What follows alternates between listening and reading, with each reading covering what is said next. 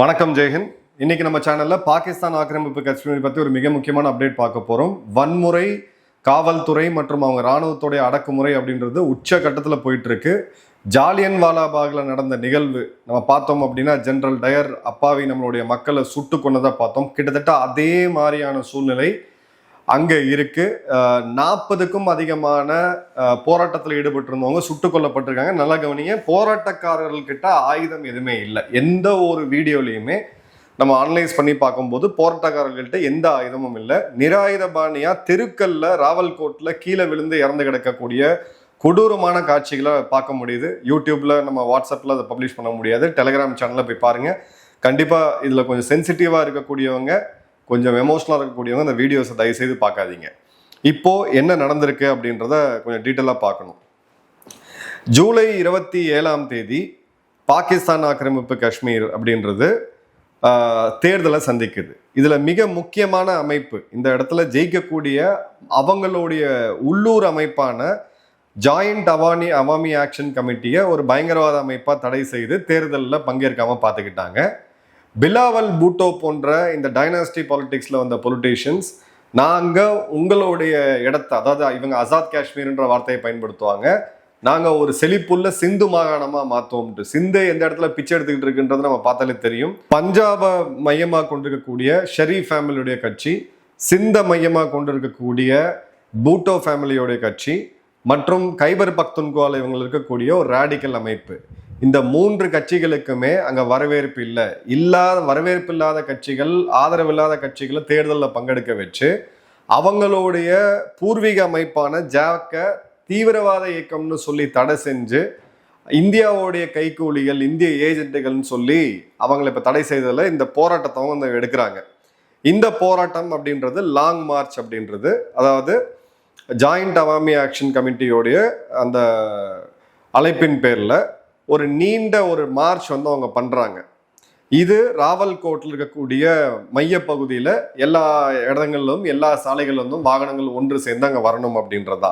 27 இரவு மற்றும் 28 அதிகாலையில் பாகிஸ்தானுடைய பாதுகாப்பு படையினர், இவங்களை பயங்கரவாதிகள்னு அவங்களே சொல்கிறாங்க, குறிப்பாக அவங்களுடைய இராணுவத்தினர் ராவல்கோட்டில் இருக்கக்கூடிய தெரிக் ஈத் ஏரியாவில் ஷெல்லிங் பண்ணியிருக்காங்க.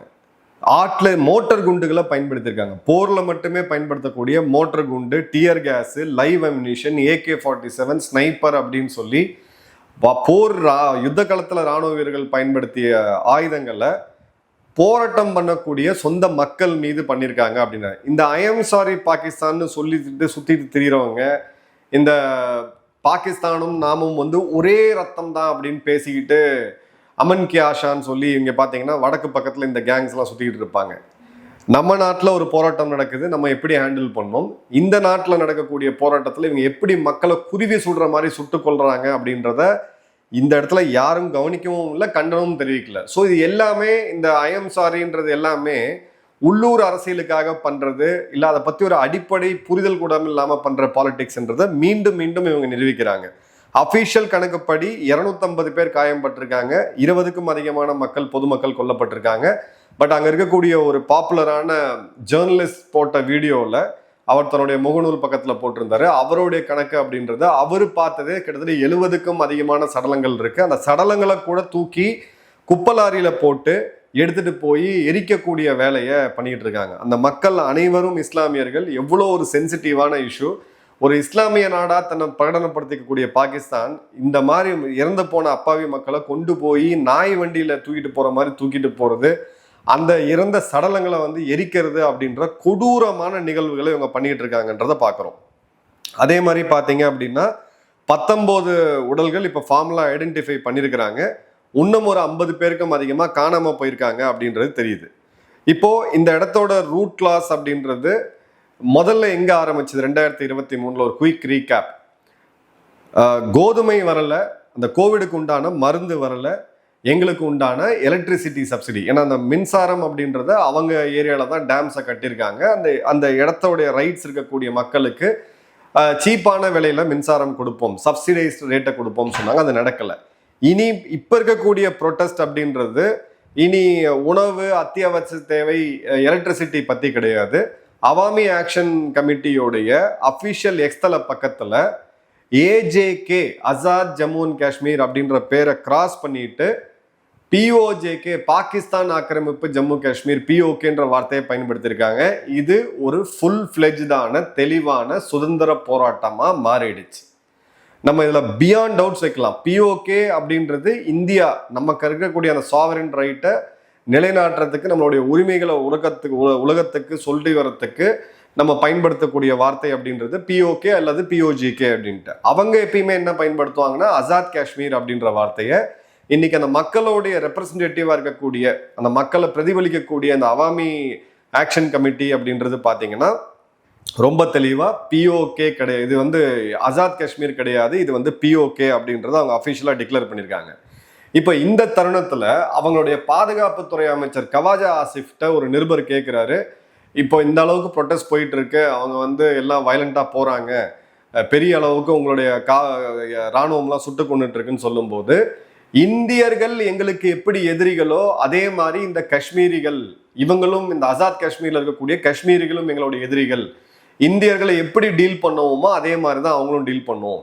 இப்ப சமீபத்துல தான் அமன் கே ஆஷா கேங் பாகிஸ்தானோட மீண்டும் பேச்சுவார்த்தை ஆரம்பிக்கிறோம்னு சொல்லி ஒரு 51 பேர் கையெழுத்து போட்டு இந்த டிராமா எல்லாம் பண்ணிட்டு இருந்தாங்க. நம்மளோட எதிரி ரொம்ப தெளிவா இருக்கிறான். எனக்கு இந்தியாவும் எதிரி, அங்க இருக்கக்கூடிய காஷ்மீரியும் எதிரி தான். இந்தியர்களை எப்படி நாங்க கொல்லணும் துடிக்கிறோமோ அதே மாதிரி காஷ்மீரிகளையும் கொல்லுவோம்னு சொல்றதுதான் அவனோட அடிப்படை ஸ்டாண்ட். அவனுடைய சித்தாந்தமே அதான். திஸ் என்டையர் கஸ்வா இந்தன் சொல்லக்கூடிய அந்த சித்தாந்தமே இந்த இடத்துல நம்மளை அழிக்கணும் அப்படின்ற ஒரே ஒரு இதுதான். இந்த அழிக்கணும் அப்படின்றது இங்க இருக்கக்கூடிய அனைத்து சமூக மக்களையும் சேர்த்துதான் சொல்றேன். அவங்கள பத்தி நல்லா தெரிஞ்சவங்க, அவங்களோட சித்தாந்தம் என்னன்னு தெரிஞ்சவங்க நான் என்ன சொல்ல வரேன்றது ரொம்ப தெளிவா புரிஞ்சுக்குவாங்க. இந்த கான்ஃபிளிக் ஜோனை விட்டு நம்ம தள்ளி இருக்கிறதுனால, தமிழ்நாடு போன்ற மாநிலங்கள் நம்ம ரொம்ப தள்ளி இருக்கிறதுனால அந்த புரிதலே இல்லாம நம்ம ஐஎம் சாரி பாகிஸ்தான் சொல்லிட்டு சுத்திட்டு தெரியும். எதிரி ரொம்ப தெளிவா இருக்கிறான்.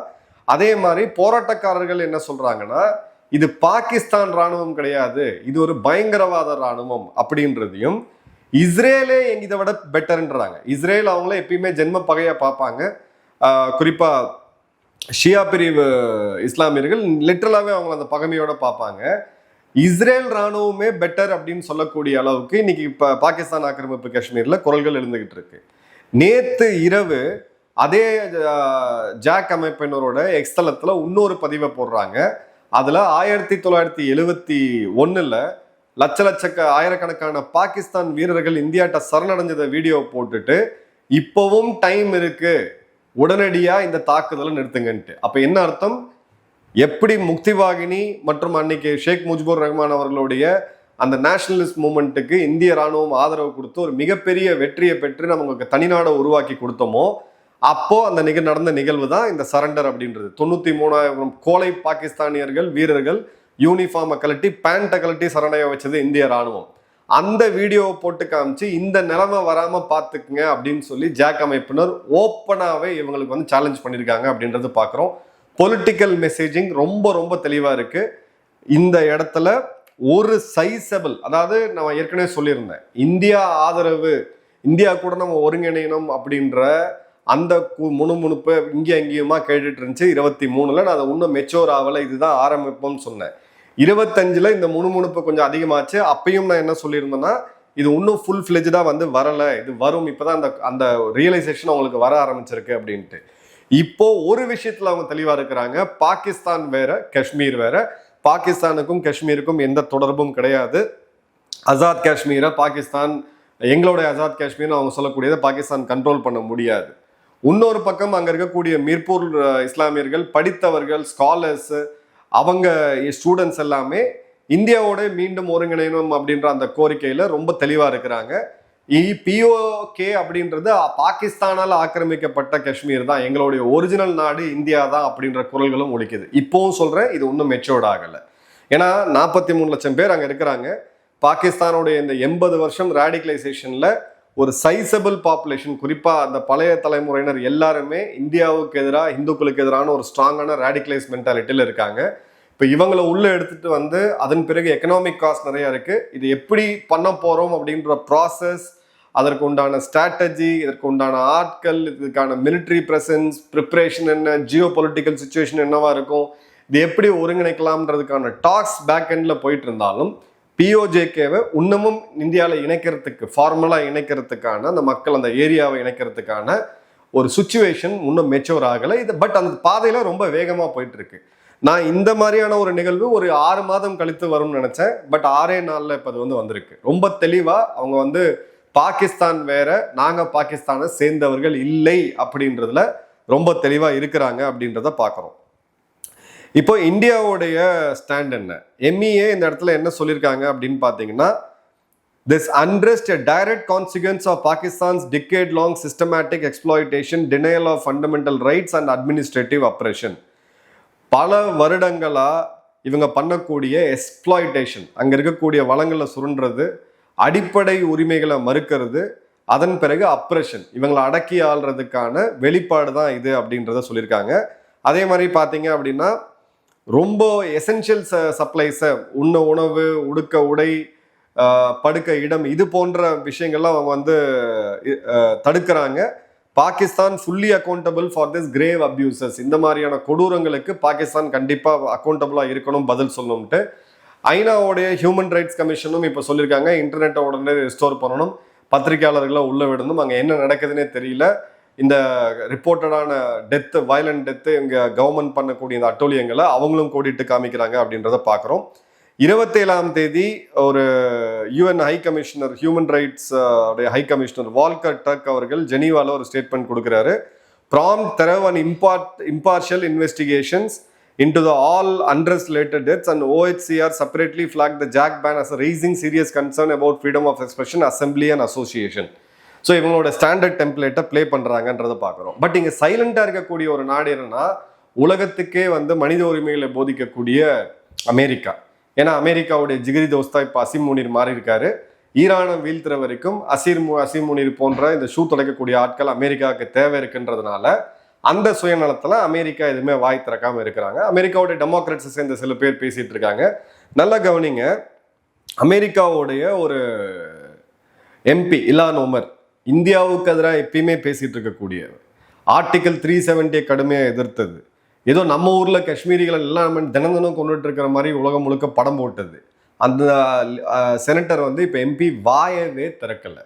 ஸோ இது எல்லாமே இந்தியாவை ஜியோ பொலிட்டிக்கலாக கார்னர் பண்ணணும், இந்தியா வளர்ச்சிக்கு எதிராக இருக்கக்கூடிய உள்நாட்டு துரோகிகளும் வெளியில் இருக்கவங்களும் பண்ணக்கூடிய பாலிடிக்ஸான்றது ரொம்ப தெளிவாகவே தெரியுது. அந்த வளர்ச்சியை பொறுத்துக்க முடியல அப்படின்றதான் இதில் இருக்கக்கூடிய ரியலிஸ்டிக் ஃபேக்டே தவிர இதில் மதமோ சித்தாந்தமோ இல்லை ஒரு டெரிட்டோரியல் இதோ எதுவுமே இல்லை அப்படின்றத நம்ம தெளிவாக பார்க்கலாம். இப்போ இது ஹியூமன் ரைட்ஸ் தாண்டி சைனா இப்போ ஒரு மிகப்பெரிய ஒரு அச்சுறுத்தல் சைனாக்கு இருக்கு. ஒரு அதிர்ச்சியோட அவங்க பார்த்துட்டு இருக்காங்க. ஏன்னா சைனா பாகிஸ்தான் எக்கனாமிக் காரிடருடைய மிக முக்கியமான ஒரு கேந்திர முக்கியத்துவம் வாய்ந்த லொக்கேஷன் எதுன்னு பார்த்தீங்கன்னா ஷக்ஜம் வேலி.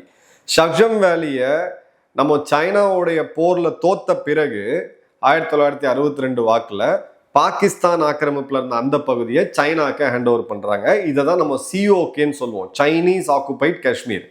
இந்த ஷக்ஜம் வேலி ஏன் இம்பார்ட்டன்ட் அப்படின்னா, நமக்கு சியாச்சினுடைய வடக்குல இருக்கக்கூடிய ஒரு மிக முக்கியமான க்ளோசஸ்ட் மிலிட்டரி பாயிண்ட் இது. சியாச்சினை காப்பாற்றணும் அப்படின்ற போது இந்த இடத்துல இந்திய ராணுவம் கம்ப்ளீட்டா டாமினேட் பண்ண வேண்டிய ரொம்ப ஒரு மிக முக்கியமான சுச்சுவேஷன் இருக்கு. மிலிட்டரி டேர்ம்ஸ்ல இந்த கிரவுண்ட் ஆஃப் டாக்டிக்கல் இம்பார்ட்டன்ஸ் நம்ம சொல்லுவோம். அதே சமயம் ஸ்ட்ராட்டஜிக்கலா நீங்க பாத்தீங்க அப்படின்னா, கவடார் துறைமுகம், ஈரான்ல இருந்து கவடார் துறைமுகம் கனெக்ட் ஆகுது சாலை மார்க்கமா. கவடார்ல இருந்து பஞ்சாப் வழியா பாகிஸ்தான் ஆக்கிரமிப்பு காஷ்மீர்ல இந்த ஹைவே போகுது. ஒரு பியூட்டிஃபுல்லான ஹைவே சைனா போட்டிருக்காங்க.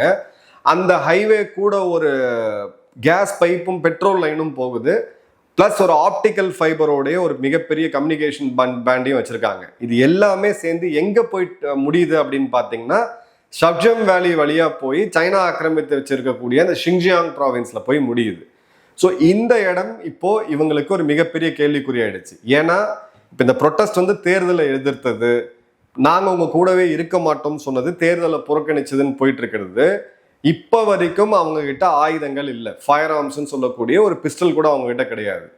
நாளைக்கு இதுக்கு எதிராக இருக்கக்கூடிய நாடுகள் இல்லை இதை பயன்படுத்தணும்னு சொல்லக்கூடிய நாடுகள் ஆயுத உதவிகளை இந்த போராட்டக்காரர்களுக்கு கொடுத்தாங்க அப்படின்னா, அவங்களுடைய ஆப்டிக்கல் ஃபைபர் மற்றும் அவங்களுடைய ஹைவே மற்றும் அவங்களுடைய பைப்லைன் மூணுத்தையும் கம்ப்ளீட்டா காலி பண்றதுக்கான முன்னெடுப்பு இவங்க எடுப்பாங்க. நல்லா கவனிங்க, பலுச்சிஸ்தான் ஏரியா மிக பெருசு.